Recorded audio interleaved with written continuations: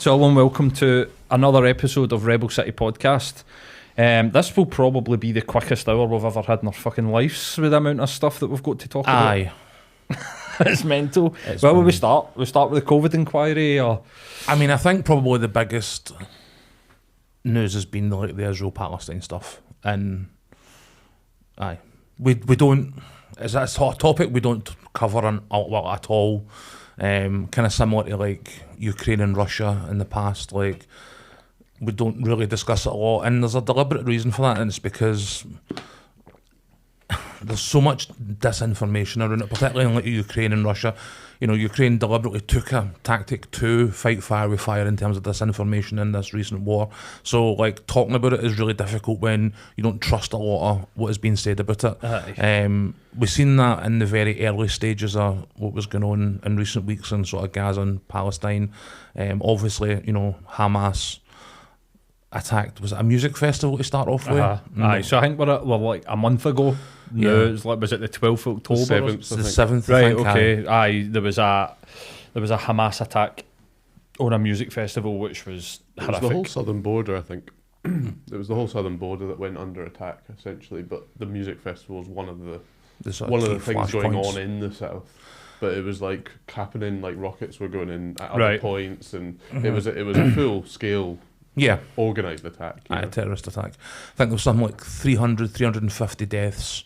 In the aftermath of that, obviously, you know, Israel has exerted its right to defend itself, which you can't really argue against. The scale and the proportionality of that response has been absolutely staggering. Not unexpected, because it's not the first time, you know, a couple of hundred deaths have been met with a couple of, or tens of thousands of deaths on the other side. Have been met with, like, we're talking like how many people died in 9/11 versus the amount of people that died in Iraq and Afghanistan. We're in the millions at this point. Multitudes of the original crime. And that's probably one of the things that like disappoints me the most about it. Like, I don't want, obviously, anybody to suffer as a result of, you know, terrorism or, you know, the right to defend themselves. You know, we've spoken previous episodes way back in the beginning about, you know, my love for American politics and, you know, how WWE is it sometimes, and part of that was as a result of the West Wing. Like, I was really obsessed with the West Wing as a younger guy, and I was reminded this sort of last week or so about a series of episodes where Sheen, President Bartlett, as his character is, has he's army appointed physician who's just had a new baby. And they're, you know, talking about the joys of being a new father and all this kind of carry on over the course of a number of episodes.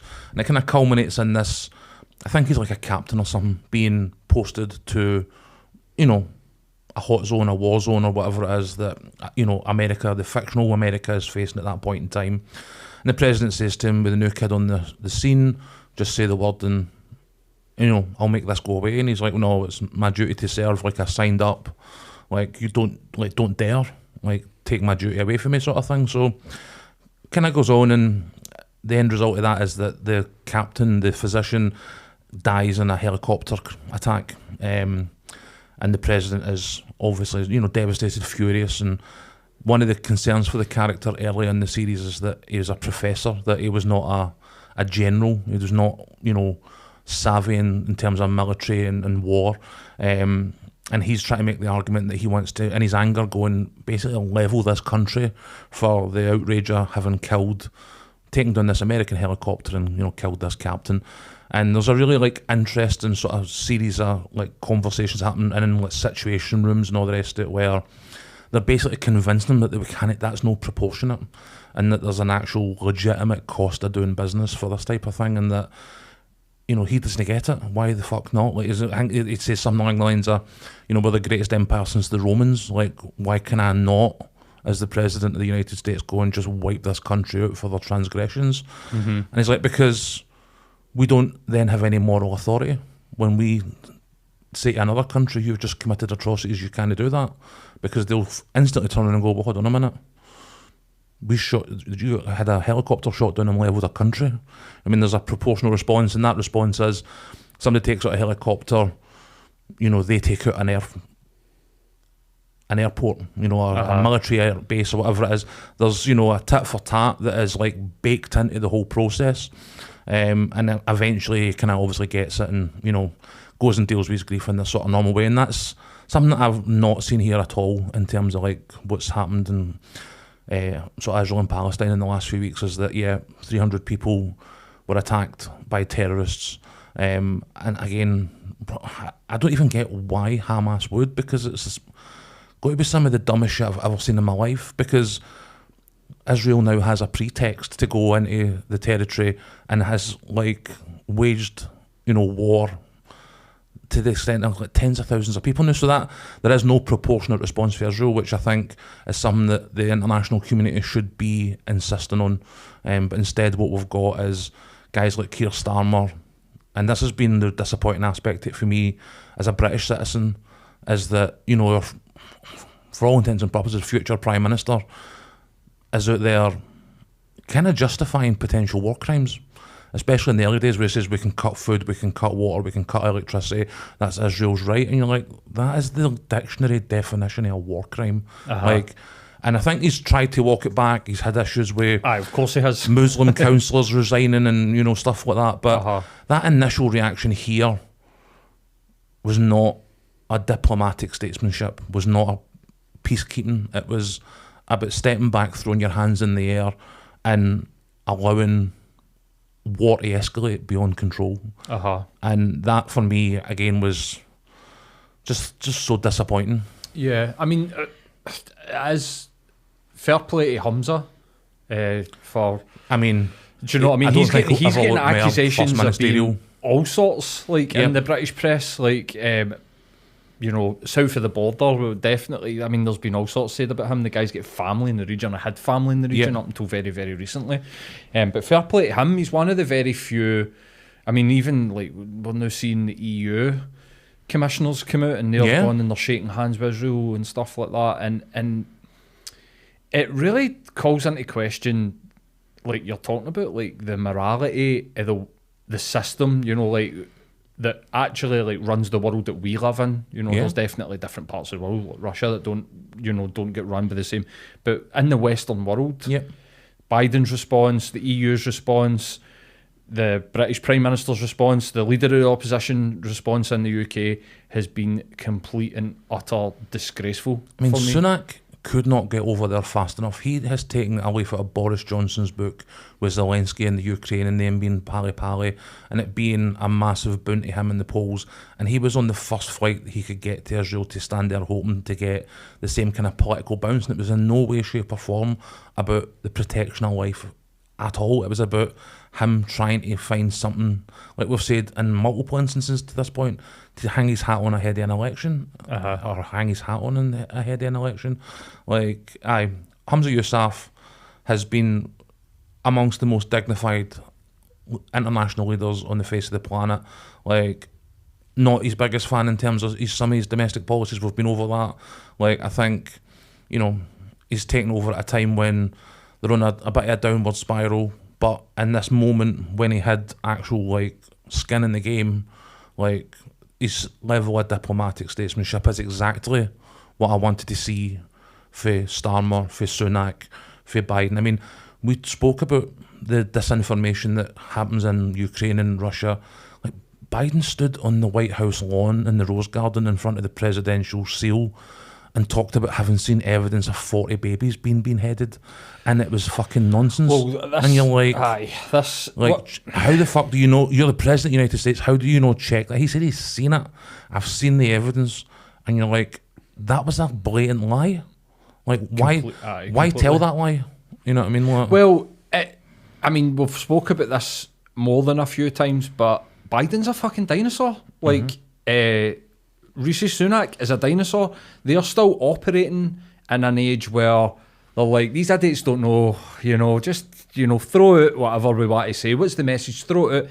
But we don't live in that world anymore. We now live in an interconnected global world where people are like, well, we're seeing different footage coming from actual people that are in this area. It's got nothing to do with your, you know, to call it what it is, it's propaganda. Yeah. You know, like Israel released I mean, the most hilarious audio the other day being like, this is why we were bombing a hospital. Here's audio of Hamas. It's been translated, by the way, through AI, but here's audio of them saying that they're using ambulances to cart weapons, and it's like... And this is every expert, it's like 5 audio experts coming out being like, this has all been doctored. We can tell it's all been doctored, and this is now the world that we live in, and these people are dinosaurs.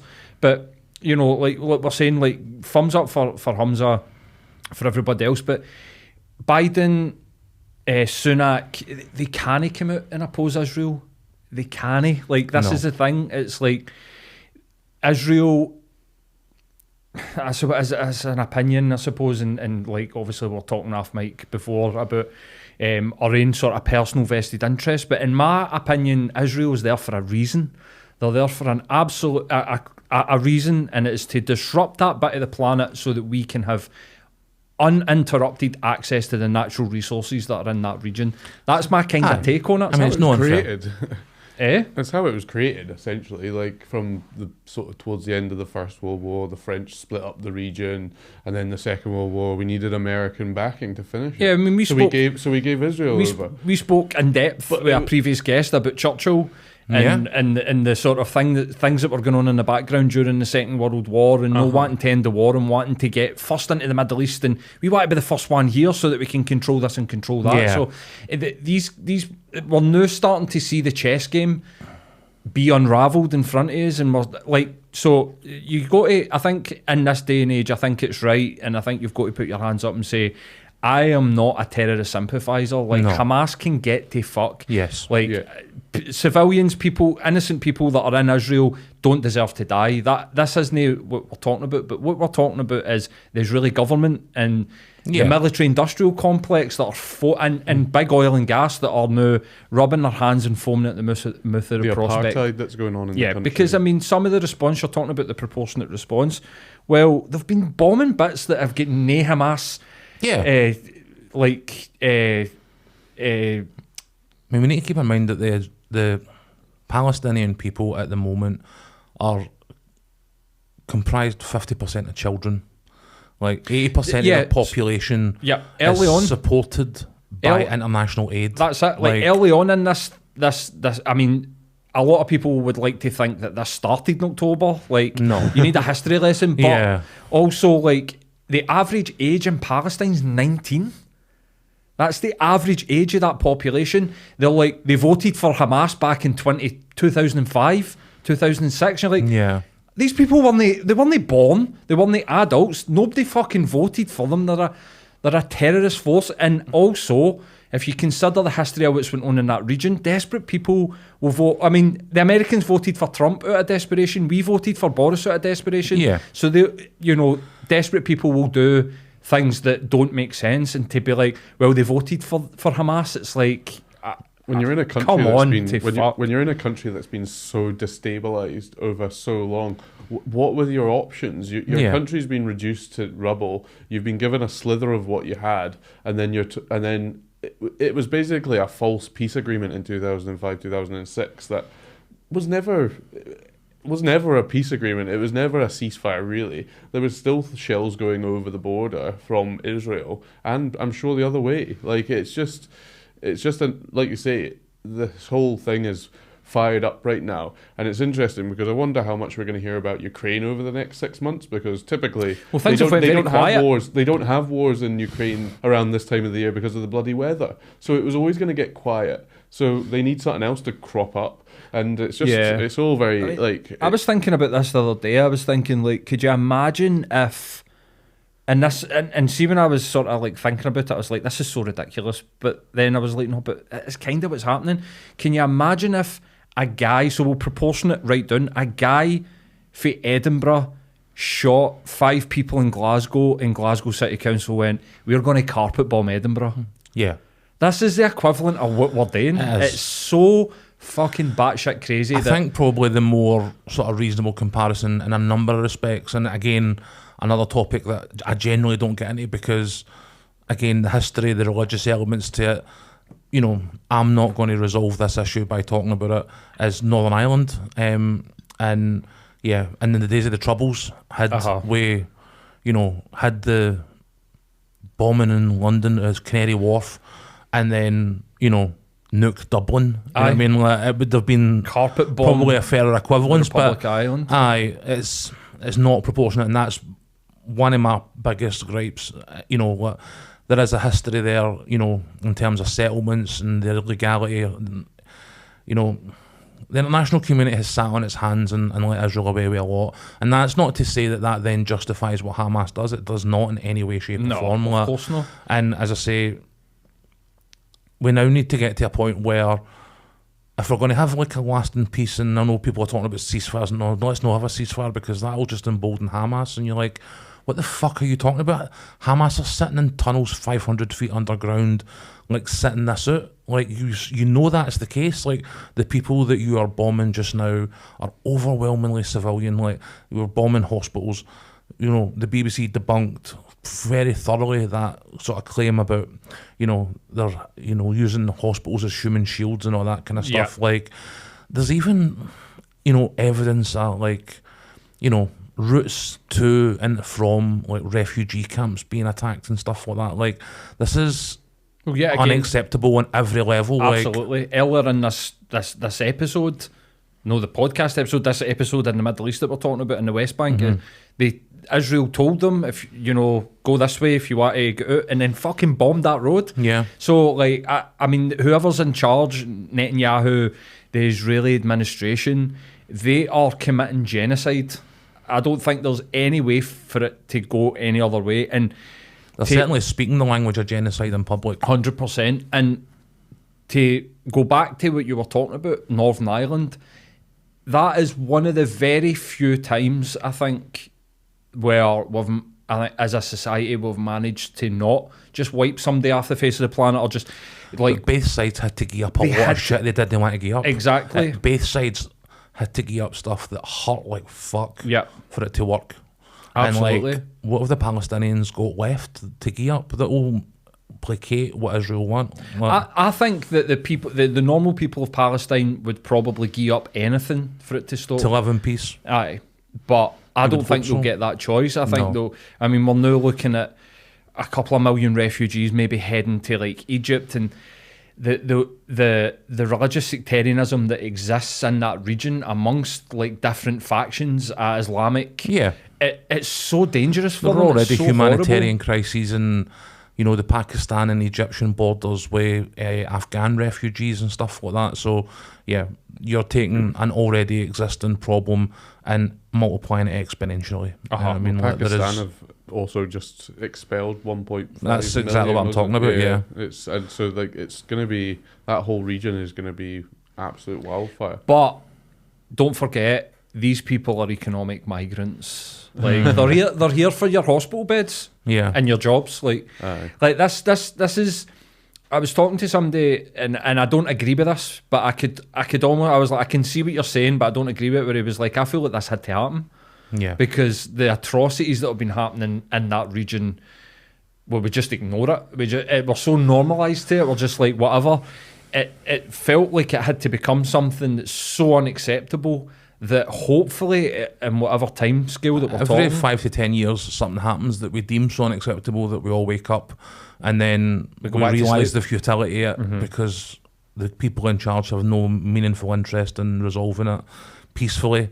Like you say, you know, guys like Biden was talking 20 years ago in Congress about how if Israel didn't already exist, they would have to create it to protect American interests. So you'll get that crackpot RFK Jr. just this week essentially equating Israel to having an aircraft carrier parked constantly in the Middle East. You know what I mean? Like, this is why, I mean, the American Congress has now elected its second speaker in 8 months. It's taken weeks and weeks and weeks to do it. They've on the brink of another government shutdown. The guy they've elected, this, you know, consensus candidate, is a gun-toting abortion nut job who, like, has his own son as his buddy. They monitor each other's pornographic usage. Like, this is like some out there batshit Christian mentalist nonsense. And the first thing this guy does with his majority was not avert a government shutdown in America that protects his constituents, it was to put on the table a bill for £14.3 billion in dollars of aid to Israel. You know what I mean? Like, aid to Israel? Yeah. One of the... Wow. And this is where, again, that initial disappointment about the disproportionate response and our leaders' inaction or sort of failure to like push back against how overwhelmingly violent and oppressive the response was, has now moved into attempts to suppress even sort of wider comment about it, you know what I mean? And that is, again, something that, and particularly in this country, I find extremely worrying. You know, we've had the Labour anti-Semitism scandal in recent years that, you know, saw the end of Jeremy Corbyn. And yeah, we don't know really what extent that is actually true or not. There are, you know, pretty strong arguments and, you know, films and whatever else that break down how fabricated a lot of it was. We're seeing a lot of that just now, where people are equating criticism of the Israeli government with criticism of people of the Jewish faith, and I don't think that's particularly fair. Like, I think we've covered on a number of occasions on the podcast, like, we do not give a fuck what imaginary friend you talk to. Like, what we judge on is how you behave as a person and the behaviour that you condone in others. And I think across the board, you know, where politicians, where leaders have failed on that front. And then you go to America, as you say, they're putting $14 billion of aid towards Israel.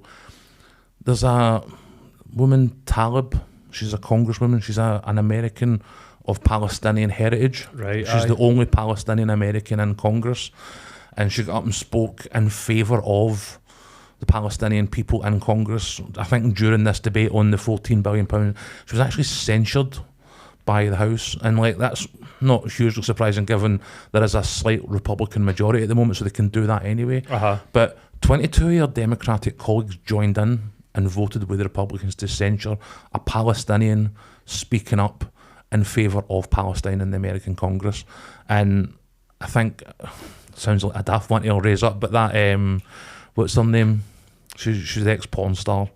The Mia Khalifa. Right, She was out posting allegations that between those 22 Democrats, they had accepted between $35,000 and like $1.4 million from like pro-Israeli like super PACs and stuff like that. So the reason why they were actually like throwing one of their own colleagues under the bus was allegedly to keep Israeli money coming in and funding their campaigns. And you're like, you know, we're let through the looking glass on this, where you can't, as an actual Palestinian, say, this is wrong and I want to do what I can to help my people and stop their suffering. And your own team are like, fuck you, like, don't mess with my money. You know what I mean? Like, that's what it comes down with guys like Starmer. That's what it comes down, I think, to quite a lot. I think he created an anti-Semitism row and now doesn't want it to come back and bite him on the arse, because now he's used it to oust Corbyn. He can't then, you know, be on the receiving end of it by not I'm sure pushing back on Israel. Definitely, you know what I mean? like Israeli money like running through the Labour Party as well, and there definitely will be. If it's in American politics, it will be in our politics. I think for us, you know, like I'm not being like, let's move on, you know, like, but. Suella Braverman's comments about hate marches and try to stoke violence this weekend, while flag shaggers and Palestinian protesters are probably going to meet at some point at the Cenotaph or in central London, central Glasgow. There's protests and counter protests, remembrance. Remembrance stuff. Like remembrance stuff. There was something that happened that I wanted to talk about in Edinburgh that.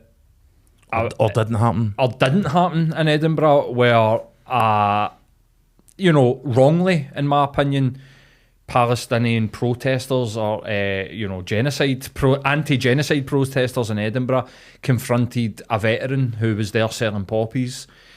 I don't think that that's right. The Police Scotland have said there's no evidence of that happening. There's a video that they went up to him, so they confronted him. That's it. Okay. They went up and basically went, fuck off, I think. Was basically what happened. I've not seen the video. Neither. I seen the statement, and maybe the statement was more whatever happened did not equate to a crime. He said they get punched, right? Or I don't know if he did or if Poppy Scotland or whatever, but it was reported that he was physically attacked by these protesters, and he wasn't. There's a video that's went up where a couple of them go up and they're basically like, I think they're basically like, away you go. Now, like, I mean, during 2014, I was standing on a Virgin Media caravan, and a guy for the Yes Movement was basically like, get your fucking British, get to and I was just pure, aye, alright mate. So these things happen, there's dates everywhere. Yeah. You're not automatically some sort of like, you know, virtuous soul. Exactly. Because you happen to be into the same thing I'm 100%, and you're out there protesting. I think a lot of people like to think that that's the case, that, you know, but that's not true. Groupthink. But they went up in Edinburgh, and I think this is a good example of, like, basically propaganda, like low level. You know, like the type of stuff where you'd be like, oh, fucking hell, like if it was pre-internet, before somebody's like, well, I've got iPhone footage of actually what happened and we'll leak it online. Before that, you'd have probably just been like, fucking hell, man, they shouldn't be doing that. Where, you know, the guys said that he get punched and, you know, like, he didn't. It's the same way guys like Andy Ngo in America, that's like, these BLM people attacked me, and it's like, no, they didn't. They hit you with a milkshake, mate. There was no cement in it. There was no risk to your life. There was no blah blah blah. But this is a good example of how they really twist these types of things, they create these narratives. I also seen that YouTubers and TikTokers were getting emails being like, if you do like pro-Israeli posts on your TikTok and blah blah blah, we'll give you money. And they were coming out and being like, look at it. And was it QXC or whatever his name is? The reaction streamer was doing a stream where he was reacting to bombs dropping on Gaza. Right. So there was other people. So he's definitely took the payment then. Do you know what I mean? This guy is one of the most unscrupulous. I mean, reaction content is a complete sham anyway. You know what I mean? But he's the worst of the worst. He's the guy that put somebody else's video in. It was a 15-minute video. He walked away, came back 12 minutes into the video, and then like started talking to his chat. And it's like it breaks every fair usage policy ever. But he was doing crass kind of like reaction streams to like watching news footage of Gaza being like leveled. Seeing like the days before that, I'd seen loads of people, and I noticed it myself. Arnold Schwarzenegger's Twitter account, Instagram account. You know, all of these high Hollywood celebrities, they all did very similar posts, and then you see like, you know, TikTokers getting money to do these posts, and you're like, this is just complete narrative control, complete propaganda. And I think that's what people need to wake up. See, if people are just reading The Sun, the Daily Mail, watching the TV, you need to realise that you are getting a complete controlled message. And go out there and broaden your bloody horizons of like how you consume media. But what I will say is, for my own well-being and my own protection, I turned off all sensitive media on Twitter, because I was just getting so upset at seeing dead bodies on my Twitter feed. It's not what I'm there for. It's like, I was there to laugh. I joined Twitter to laugh at Rangers, not to like watch babies being like torn apart. I think for me, like I get what you're saying with all of that. Like I think there are one of the things that has given me hope through it is seeing how many people around the world are like, no, fuck this. Ordinary people. Who are actually like tuned into what's been going on over a long period of time, who maybe don't know every ins and out like us. Like we don't know every in and out. Like, as I said, there is a level of deliberate ignorance that this issue gets to me because, and like you say, it's because it's extremely fucking hard. Like, we are not going to resolve a conflict that has flared up and existed for, in one form or another, you know, potentially millennia. You know what I mean? In one form or another, that part of the world has been in conflict for one reason or another, you know, as far back as fucking time is remembered. You know what I mean? Like, so sitting, you know, getting into on a podcast like this is not going to answer or resolve anything. And, you know, but seeing other people getting beyond that apathy, beyond that sort of self-protection, and getting out into the streets and actually being like in their hundreds of thousands, weekend in, weekend out, all over the world, actually like peacefully protesting and trying to force their governments into actually taking the type of action that we're talking about, actually like having the kind of stances that are about peace, that are about reconciliation, that are about actually like reconstruction and like a fair resolution to this issue. Unfortunately, we live in a world where I think protest has been useless for a very, very long time. It's great to see it on the streets. I'm not on the streets myself because, you know, ever since like the Iraq war, the governments are painfully aware that they can just fucking ignore you and do whatever they want. You know what I mean? Like, and on topics like this, the government policy does not. The government might change. The government policy on this will not change. No, you know what I mean? Like, this is this is an actual like Western global thing. Yes, this is agreed at every level of governance. 100%. For the EU to NATO, on the way up and down. Like, so a change in government will not change the governmental stance on this. And I hate to like be negative in that respect, but you know, the people who have went out and actually protested and actually tried to like influence this conversation with their government are to be commended, and like, but they're fighting a losing battle. Britain had their chance with Corbyn, and we listened to the wrong people when it came to that man. You know, like he's one of the very few people who have been up for leadership positions, and I'm talking about like UK, you know, different, you know, Wales and maybe Northern Ireland, Scotland or whatever, different kettle of fish sometimes, but he's one of the very few in the last, for when I can remember, maybe, you know, John Smith, or that's actually seemed to have some sort of fucking integrity or some form of fucking morals about him, or finger on the pulse when it comes to certain things, you know what I mean? But what you're seeing is, I think that maybe it's my echo chamber, maybe it's not, but the majority of people disagree with the sort of like, but the majority of people are now like, let's have a fucking ceasefire, let's have a break. I mean, that's the bare minimum we need to have here. Is like, this is people throwing rocks versus people with state-of-the-art AI-guided missile systems. Like, this is, you know, David and Goliath for the 21st century, you know what I mean? Like, which probably is maybe not the one I should have went with there, but, you know, given the wider context. But you know what I mean? Like, it's... people throwing rocks versus people with, like, missiles. It's not a fair fight. And, like, the overwhelming majority of people being affected by it are civilians. Yeah.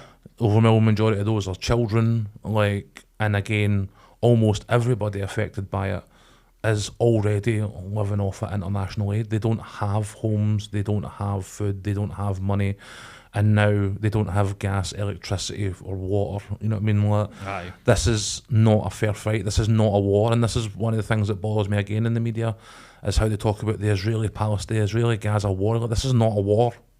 Like, a war has parity. A war is two sides fighting against each other. What you have is a small group of terrorists versus an international country with like a consensus of governments across the world feeding them aid, military aid, financial aid. Like, they have an unlimited ability to wage war on a population that has no way whatsoever of defending itself. This is not a war. Yeah, you know I think what I mean? The people that are backing it up and are either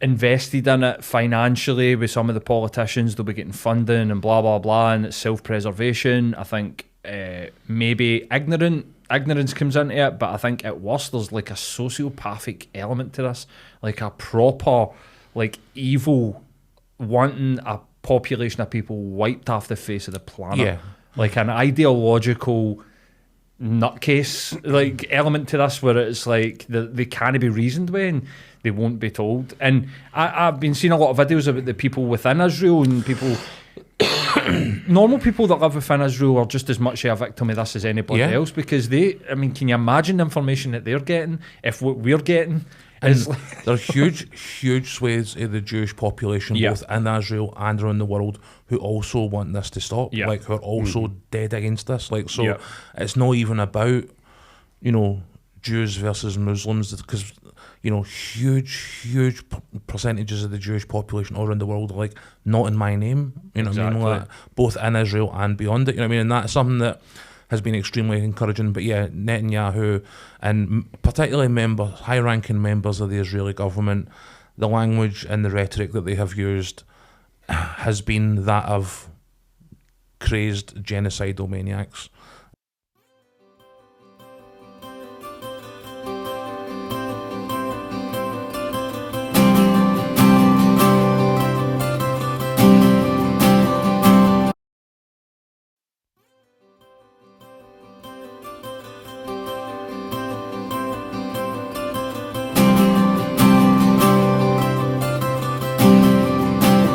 COVID. We're going to the COVID inquiry. So, I mean, the first question that I've got for one group of genocidal maniacs to another. Aye, I suppose the thing that I think we could kick off with is, why is anybody surprised at this coming out? Like the incompetence of Boris Johnson and the government that he managed to build, like he's fucking merry men. You know, it's almost like, I don't know, like surely Dave's new to being part of Rebel City, but we spent weeks and weeks and he must weeks be here at least a year now. Oh, I suppose he wasn't. COVID was not. But we spent weeks and weeks and weeks on Zoom, sitting talking about the incompetence, talking about the delayed response, talking about money over lives. Yep, the ideology behind a lot of it. And to now see people sort of clutching their pearls at that coming out is almost like you're either stupid or you're not getting the same information that I'm getting somehow. So for me, I mean, I do get it what you're saying, because in the testimony, particularly for guys like Cummings, when we were talking, we were a lot of times speculating. You know what I mean? We knew who these guys were. We knew who Johnson was. We knew the people he was surrounded by in Gove and Hancock and so on and so forth. And we could extrapolate based on their 13 years of incompetence to this point that they were almost certainly making an absolute cunt of it during COVID. The PPE thing, and they got to a point in the pandemic where they lurched through one disaster to another on an almost weekly basis, and that has continued up until like today, where they just find new rakes to stand on an almost fucking daily basis at this point, right? But again, we were actually kind of like speculating on it. We were taking what we knew about them and the very little actual facts that we had, reading between the lines. We were reading between the lines and actually using a level of our own, like media literacy to be like, well, here's what they said, but here's what we think they're actually saying. I think what we've got now, especially when you listen to like the Dominic Cummings testimony, is that we were 100% right about everything that we thought about them, and that to me is a wee bit like scary. Aye, like is that we gave these guys no credit whatsoever for being able to like find their fucking own arses with two hands and a fucking map, and we were actually like dead on. Like Dominic Cummings sat in this inquiry, and I was actually texting you like at whatever 11 o'clock at night after watching it, being like, fuck me, like this guy, the balls on this fucking cunt, by the way. Like honestly, he's walked into this room, he basically walked in and was like, I used Brexit to put myself at the centre of government, and then I surrounded myself with idiots that I could bully, including the Prime Minister. And then the pandemic hit, and nobody anywhere was prepared for it because I had put them there to facilitate my vision of Brexit, not to manage a pandemic. So, and he's like, I just basically hung it round their neck and fucked off. And you know what I mean? Like, it was staggering. Like, the actual audacity of the guy was just on a whole other level. And I was talking to you using the text about it at the time, and I was like, this guy's a fucking Bond villain. So he is, like, you know what I mean? Like, but it was incredible to me that to have it not just confirmed, but to be like, it's not just as bad as we thought it was. It was actually like worse. It was even worse than we thought. Myself in a weird position with Dominic Cummings because I feel like he's a deplorable character. He is. His politics, like what he's done with Vote Leave, Cambridge Analytica, like I don't agree with any of it, but like you said, the balls, the absolute balls, and it's almost like he's went, you know, like, you want to see behind the curtain that what happens in Westminster and government's like, here you go, you can see it all, like, and he's just went, have it all. Whereas we've got a Prime Minister who's like, oh, you know, I don't have that iPhone anymore, and they're on sort of self-preservation mode. This guy's just went, I mean, it doesn't look like he's trying to preserve anything. I don't know if he cares about his career or no, I think his career's over, like, in that respect. I think he's going to be somebody who is in the background practicing the dark arts forevermore.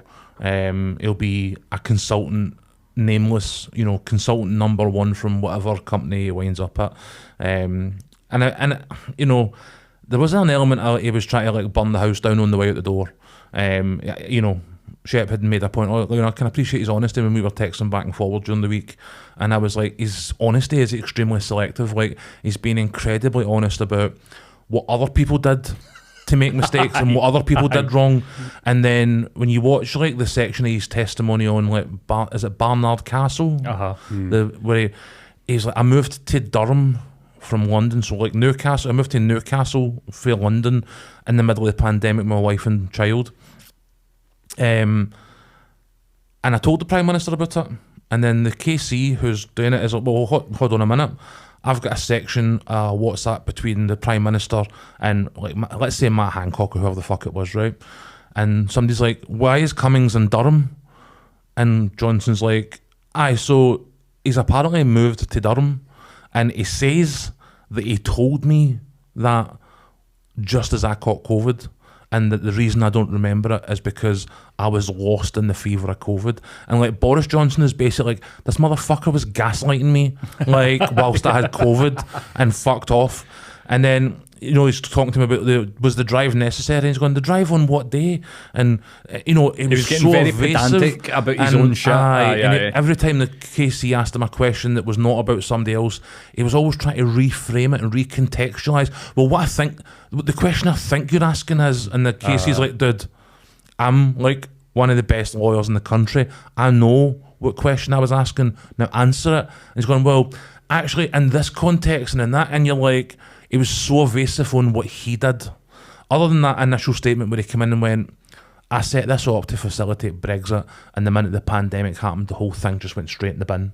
Like, that's the only bit of real, genuine honesty we got from him. The rest of it was like, Matt Hancock did this, and Theresa May did that, and Boris Johnson did this, and he's like telling tales out of school to, like, you know, grass everybody else in and hopefully buy yourself a level of cover, because he's been out of the game so far now that the press, they're not running with Dominic Cummings said headlines. They're going to be like, Boris Johnson did headlines and Boris Johnson did not headlines, you know what I mean? Like, and that's what he's feeding them.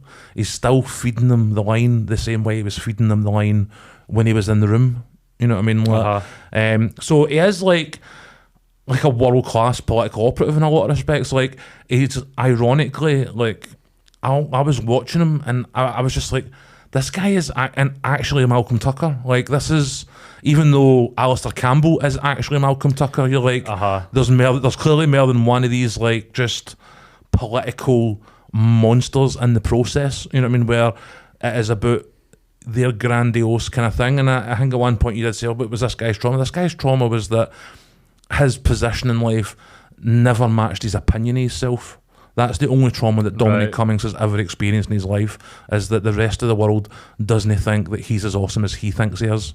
And like, that's genuinely where my opinion on him is. You know what I mean? Like, and these sort of, you know, conversations that he had during this inquiry very much just backled it up for me, because as I say, it was everybody else did this, and actually, you know, I wasn't really that bad. I only like broke protocols and lied to a Prime Minister and set up the entire government to eat out my hand and then fucked off in the middle of a worldwide crisis. You know what I mean?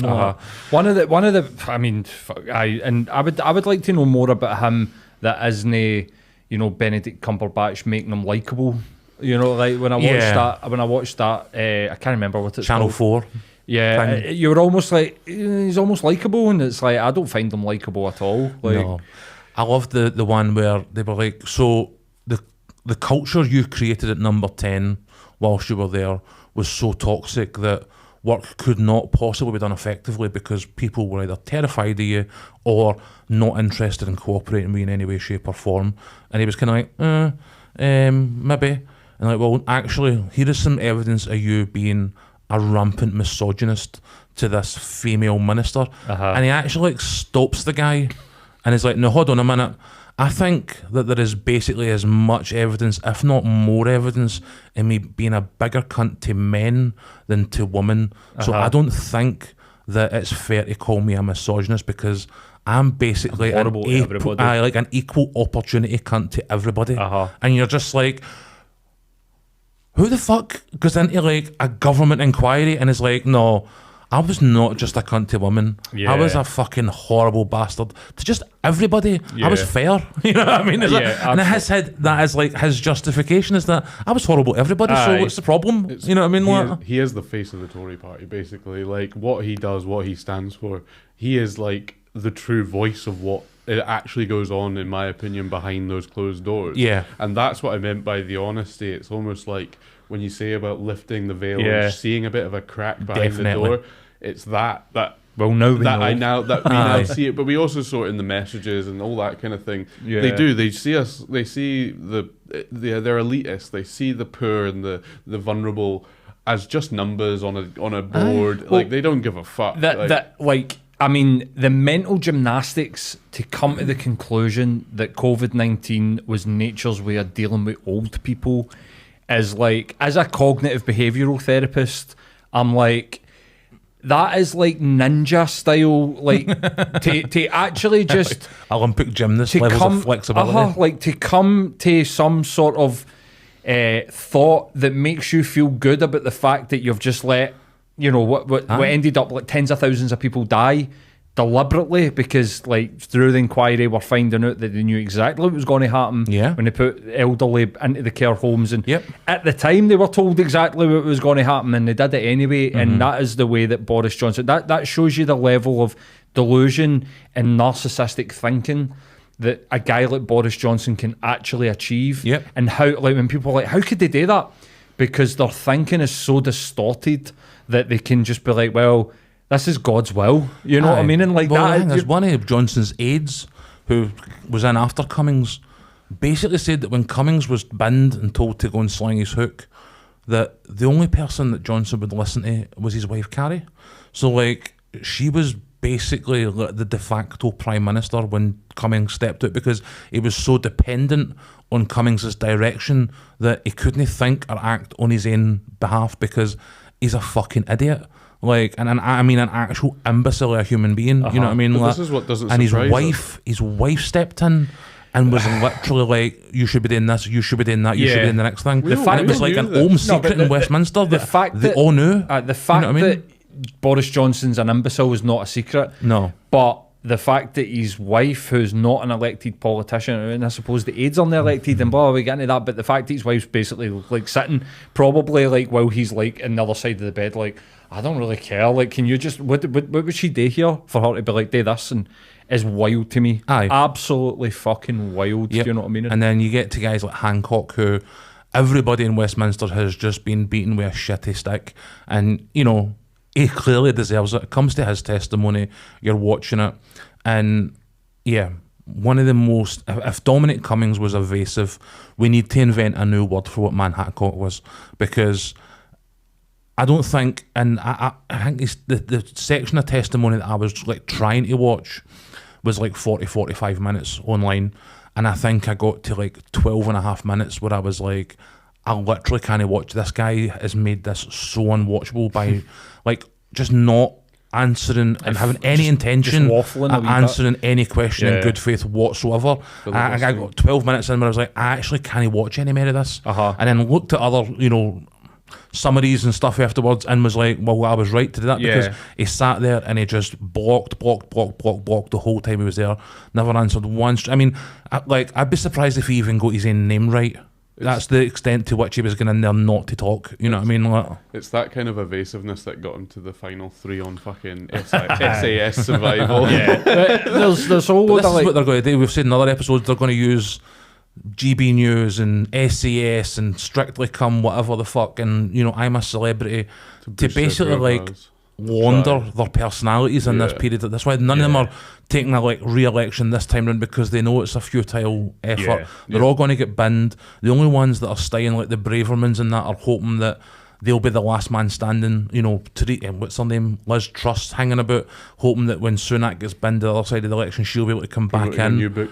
Aye, so the ones that are staying because they think that they'll be the leader or a contender for leader of the Tory party once all the dust settles, and the rest of them know that is probably the dumbest thing that you could possibly want to be right now, and they're all off rehabilitating their image. And Hancock has already been on the celebrity bullshit. Like, you're going to see it now, as you say. Rees Mogg's got his own show, and this one's got their own show, and this is now, they've seen the tactic that they can spend the next 3 to 4 year rehabilitating their image with the public via these shitty celebrity-based TV shows, and then in 5 years' time, when the next election kicks off and people are unhappy with Starmer because he flip-flops on absolutely everything, they'll all be stepping back into the fray looking for re-election again. So and Rishi Sunak's interviewing cunts while he's in seat in Parliament, so he's almost trying to, like, no questions allowed. Yeah, but I'm going to do some Prime interview. Minister started his own fucking podcast. Like, Jesus Christ, like, sitting talking to Elon Musk, and it's not even like he was interviewing Elon Musk. You're like, I know, mate, you're the British Prime Minister. What in the name of fuck are you doing? Like, it's crazy. I watched Hancock's testimony. I watched 20 minutes of it before he's turned up, and there was so much shit that was just absolute fucking horseshit, right? But there was one thing that was like, I was like, we spoke about this back in 2020. Mm-hmm. We said, I remember this specifically, we went, in the future, these cabinet ministers are going to rewrite history. Yep. And he tried to do that. So he said, and the KC kind of enabled it. I was like, kind of like, mate, come on, wake the fuck up. They basically were like, there was no precedent for this, and there was no actual plan. We only had a plan for an influenza pandemic, no for a respiratory, I can't say that word. Yeah. You say that for me? Respiratory. There we go. Pandemic, right? And it's like, well, first of all, my partner, who was mental for a fucking game on her iPhone, I can't remember, was it something IO, like Virus IO or something? Oh, there's like a pandemic game. There was a pandemic game, and maybe about 2018, she went down a rabbit hole. Yeah. And when COVID kicked off, she was like, there's playbooks for this, by the way. She's like, that game tells this is like locking down and blah, blah, blah. So that's nonsense. The CDC and the WHO and Obama's government in America had already wrote a pandemic playbook after the back of swine flu, which was a COVID virus. And SARS. So nonsense, like, just don't believe you.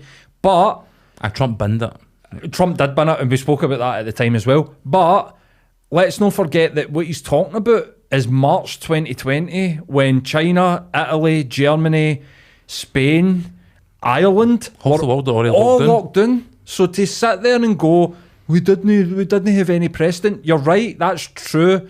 But the sentence after that of like, there was no plan, there was no idea of what to do.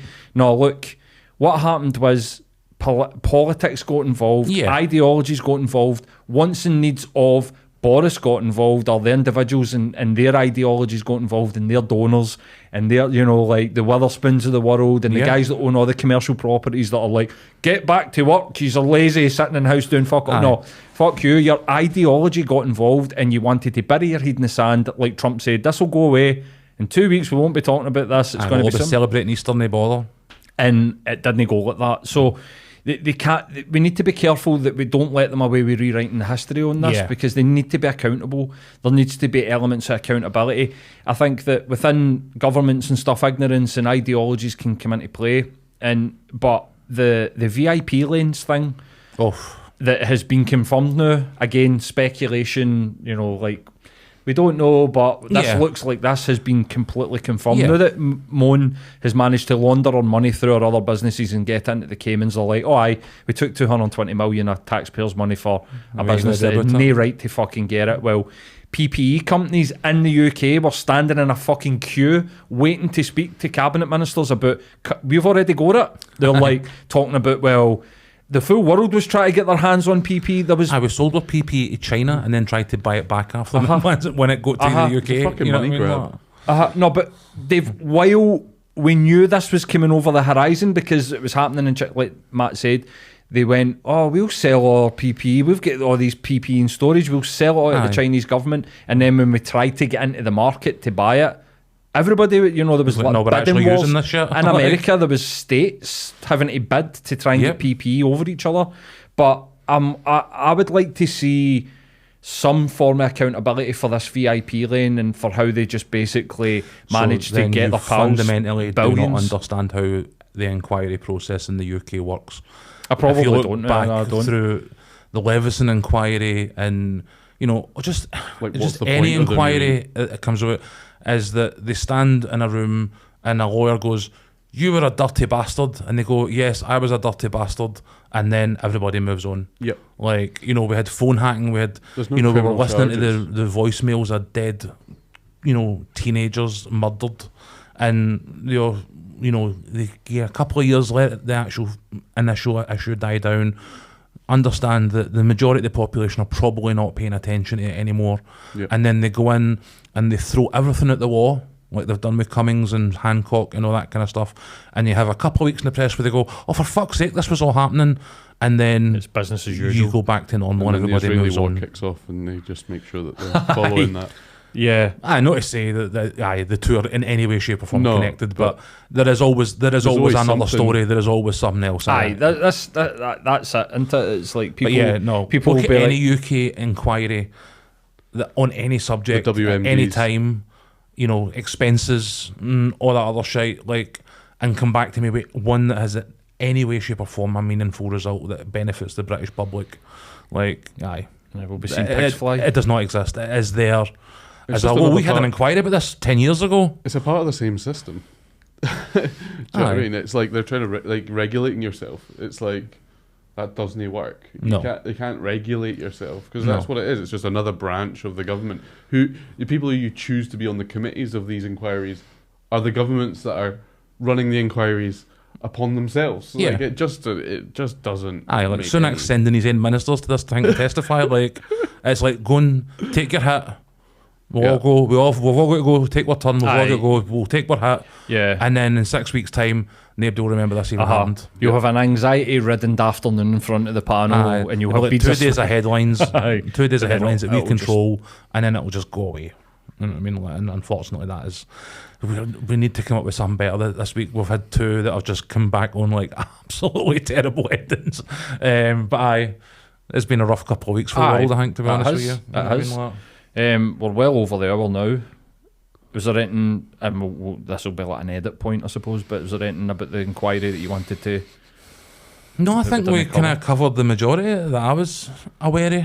Just looking forward to the next bits. Looking forward to Boris and fucking a few more people at the stand. You know, Whitty will probably have to take the stand. It'll be interesting to see what the scientists thought was going on. You know, because we've seen and heard a lot for the politicians and the the guys in the background like Cummings, you know, practicing those dark arts. But yeah, it'll be interesting to see what the scientists have got to say about it, I definitely think. But again, I won't hold my breath. Yeah, well,